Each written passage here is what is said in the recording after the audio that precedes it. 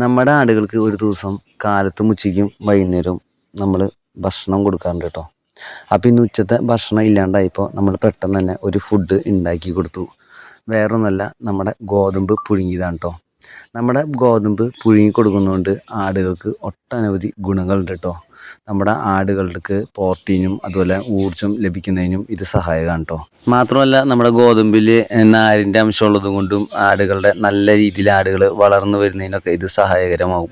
പിന്നെ ശ്രദ്ധിക്കേണ്ട എന്താ കാര്യം എന്ന് വെച്ച് കഴിഞ്ഞാൽ, നമ്മുടെ ആടുകൾക്ക് കൊടുക്കുന്ന അളവാണ് ശ്രദ്ധിക്കേണ്ടത്.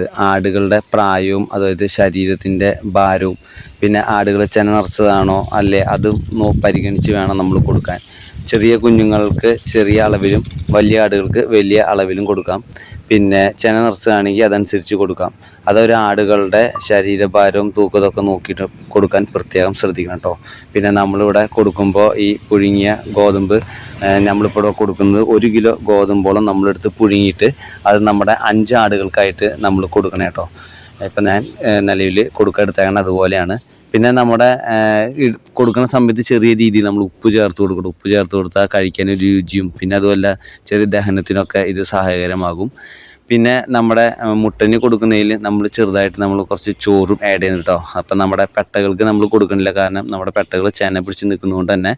പിന്നെ മറ്റു കുഞ്ഞുങ്ങൾ ചെന പിടിക്കാറായതുകൊണ്ട് തന്നെ ചോറൊക്കെ കൊടുത്തു കഴിഞ്ഞാൽ നല്ല രീതിയിൽ കൊഴുപ്പ് കയറാതിരിക്കാൻ അവർക്ക് ചോറ് നമ്മൾ സ്കിപ്പ് ചെയ്തു. എന്നിട്ട് നമ്മുടെ മുട്ടന് കുറച്ച് ചോറും ഗോതമ്പ് പുഴുങ്ങിയതും കൂടിയിട്ടാട്ടോ കൊടുക്കണേ.